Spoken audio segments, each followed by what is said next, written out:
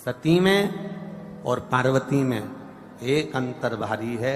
सती मां धनवान है और पार्वती मैया गुणवान है। इसलिए पूरी दुनिया में जितने भी व्रत हैं, पूरी भारत की भूमि पर जितने व्रत होते हैं, कोई व्रत लक्ष्मी जी का नहीं है। भारत की भूमि पर कोई व्रत सरस्वती मैया का नहीं है। भारत की भूमि पर कोई व्रत इंद्राणी का नहीं है। भारत की भूमि पर कोई व्रत किसी देवी का नहीं है। जितना भारत की भूमि पर एक व्रत भारी है वो है माता पार्वती जी का। तीज का व्रत करोगे तो पार्वती जी का है, चतुर्थी का व्रत करोगे तो पार्वती जी का है, छठ का व्रत करोगे तो पार्वती जी का है। आप जितने व्रत देवी जी का करोगे नवरात्र में तो पार्वती जी का है। भारत की भूमि पर जितने व्रत हुए नारियों के, छोटी तीज, बड़ी तीज, हरतालिका तीज, करवा चौथ, जितने चतुर्थी के व्रत, जितने तीज के व्रत, जितने छठ के व्रत, जितने भारत की भूमि पर हुए, ये सब माता पार्वती जी के हैं। पार्वती के क्यों हैं? क्योंकि धनवान और गुणवान में अंतर है। मां पार्वती गुणवान है, इसलिए माताएं उनके व्रत कर कर अपने अंदर भी वो गुण उत्पन्न करना चाहती हैं कि हम भी ऐसा तप करें, हम भी ऐसी साधना करें। हे माता पार्वती, जैसे आपका अखंड सौभाग्य है, हे मां जगत जननी, हमारा भी मांग में अखंड सौभाग्य रहे। जैसे आपके चूड़े अमर हैं, हे मां हमारे हाथ में भी चूड़े अमर हो। हे मां जैसे आपके भाल की बिंदी अमर है, मां मेरे भाल की बिंदी भी अमर हो। हे मां जैसे आपके नैनों का सुरमा, बालों का गजरा अमर है, हे माता पार्वती हमारे भी नैनों का सुरमा और बालों का गजरा अमर कर देना। बस इतनी सी कृपा नारी माता पार्वती से मांगा करती है, मां पार्वती से चाहती है। सूचक वस्तुओं का जो दान करता है वो जीवन में कभी विधवा नहीं होता। महाराज वो 8 वस्तुएं बताई हैं। पहला कुमकुम, दूसरा पुष्प, चाहे लाल हो, चाहे सफेद हो, चाहे पीला हो, पुष्प कोई भी हो। तीसरे नंबर पर है चंदन। चौथे नंबर पर है तांबुल, 5वें नंबर पर है काजल। 6ठे नंबर पर है ईख। क्या बोलते हैं यहां पर ईख को? क्या बोलते हैं?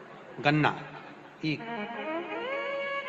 7वें नंबर पर है लौंग, खाने वाली जो लौंग होती है, लौंग। और 7वें नंबर पर है, 8वें नंबर पर है जीरा। कहते हैं चैत्र महीने की तृतीया तिथि को बिना नमक का भोजन कर कर, सुबह बिना नमक का भोजन करें, एक समय फलाहार करें बिना नमक का, और तुला दान के बराबर एक पलड़े में अपन बैठकर 8 वस्तुएं तुला की रख कर जो दान दे देता है वो नारी कभी विधवा होकर नहीं जाती, 7 जन्म तक अखंड सौभाग्यवती रहती है। अखंड सौभाग्य कार्य करेंगी तो भी सौभाग्य की सामग्री देंगी। सौभाग्य की सामग्री का दान क्यों किया जाए? सौभाग्य सूचक वस्तुओं का दान क्यों किया जाए? सौभाग्य की वस्तुएं क्यों प्रदान करी जाती है, क्यों दी जाती है? उसका कारण क्या है?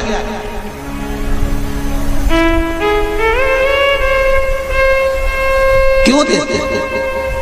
महाराज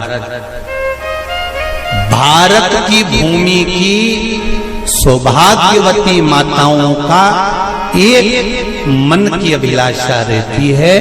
भारत की भूमि की माताओं की एक अभिलाषा रहती है कि जब उसके प्राण छूटे तो अखंड सौभाग्य धारण करके पति के कंधे पर और पुत्र के कंधे पर शमशान पर। ये भारत की भूमि की माताओं की सोच, उनके मन का संकल्प, उनके मन का भाव। और विदेश की माताओं का क्या संकल्प होता है? महाराज भारत का एक संत विदेश गया और भारत के संत जब विदेश गए तो वहां पर एक मां, एक स्त्री पति की कब्र के पास में बैठकर पंखा कर रही थी।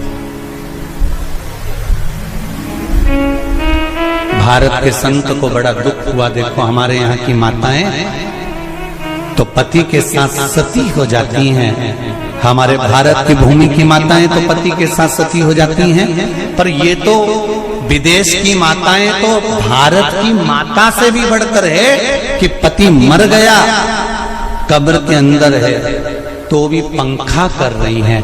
ये तो इनसे भी बड़ी है, भारत की माता से भी बड़ी ये विदेश की माता।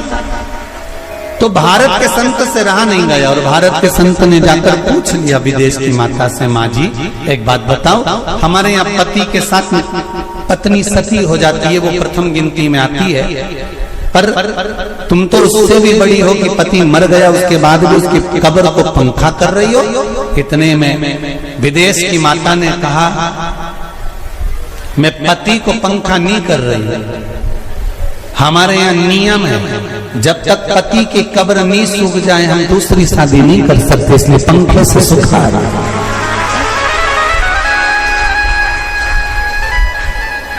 इसलिए पंखे से सुखा रही नहीं। मेरे भारत की माताओं में और विदेश की माताओं में अंतर है साहब। मेरे भारत की माताएं अखंड सौभाग्य की वस्तुएं धारण कर कर अपने आप को गौरवान्वितता महसूस करती हैं, और विदेश की माताएं ये सब वस्तुएं उतार कर गौरवान्वितता महसूस करती हैं।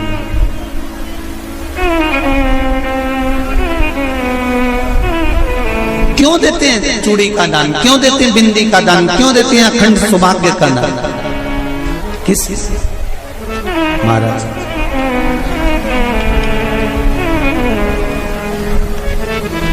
मेरे हाथों में भर भर के चूड़ी रहे,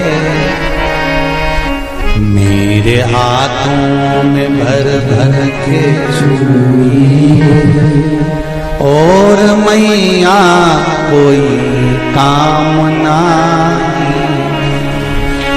मेरे मस्तक पे चमकती चूनर रहे, मेरे मस्तक पे चमकती चूनर रहे, और मैया कोई कामना मेरी मांगों में भर भर के सिंदूर रहे, मेरी मांगों में भर भर के सिंदूर रहे, और मैया कोई कामना नहीं मेरे पाँव में बिछुड़ी का जोड़ा रहे। एक बिछुड़ी नहीं, कितनी? 2, 3, 4, 5, एक एक पाँव में जोड़े से बिछुड़ी होना चाहिए, केवल एक नहीं, सिंगल नहीं। वो तो आजकल का फैशन हो गया महाराज, जो केवल एक बिछुड़ी धारण कर लो उसी में फैशन दिखे। श्रावण की शिव महापुराण की कथा कहती है जब बेटी को विदा करा जाता है और पहली बार बेटी के पांव में जब बिछुड़ी डाली जाती है तो वो बिछुड़ी भी अलग अलग नहीं होती, उस बिछुड़ी के जोड़ को चेन से एक दूसरे से बंधा हुआ होता। बोला सही है कि गलत? जितने आस्था चैनल पर कथा सुन रहे हैं, जितने फेसबुक पर सुन रहे हैं, यूट्यूब पर सुन रहे हैं, सुन लेना कि मेरे भारत की माताओं का जब पाणी ग्रहण संस्कार किसी बेटी का होता है, उसके पांव में जब पहली बार बिछुड़ा पिनाया जाता है, बिछुड़ी पिनाई जाती है, तो वो बिछुड़ी भी एक दूसरे से बंधी हुई होती है, चेन से बंधी हुई होती है। उसको अलग अलग वाली बिछुड़ी शादी के मंडप में नहीं पहनाई जाती। क्यों? जैसे ये बिछुड़ी एक दूसरे से पांव में बंधी हुई है, तुम्हारी जिंदगी अंतिम श्वास तक ऐसी ही बंधी की बंधी है, यही वर्णन है। वो तो अब माताओं ने थोड़ा सा फैशन चेंज कर दिया, अब पांव में ज्यादा बिछुड़ी नहीं पहनती, गड़ती है, चुभती है, एक बिछुड़ी धारण है। महाराज पर नहीं, बिछुड़ी भी दो हो, जोड़े से हमारी माताएं, भारत की भूमि की जो माताएं हैं, ये चूड़ी भी हाथ में पहनती है तो जोड़े से पहनती है। बोलो जैसा सही है कि गलत है? एक अकेली चूड़ी माताएं हाथ में धारण नहीं करती हैं। अगर भारत की भूमि की संस्कारित माताएं हैं और भारत की भूमि की सभ्यता और संस्कृति को जानती है तो अकेली चूड़ी नहीं, जोड़े की चूड़ी पहनेगी। 2 चूड़ा डालेगी, 4 डालेगी, 12 डालेगी, पर सिंगल नहीं, अकेले। और सरल भाषा में समझ लो,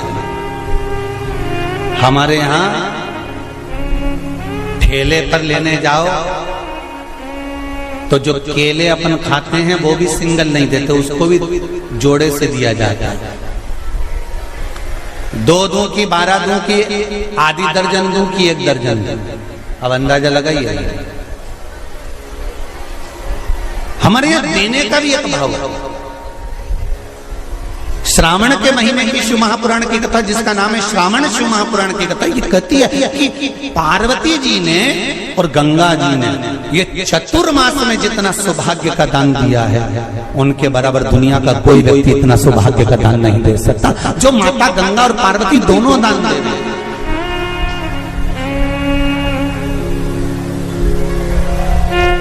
प्रतिदिन दे रहे हैं।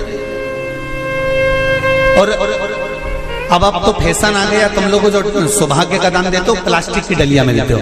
पर एक एक पुराण को उठा कर देख लेना, एक एक उद्यापन को उठा कर देख लेना। जितनी तुम कथा तुम्हारे घर में छोटी छोटी कथाओं की पोथियां पड़ी हो, उनको उठा कर देख लेना। उसमें नहीं लिखा कि प्लास्टिक की डलिया में सौभाग्य की वस्तु का दान दिया जाता है। उसमें लिखा है बांस की पिटारी में, बांस की डलिया में सौभाग्य की वस्तुओं का दान दिया गया।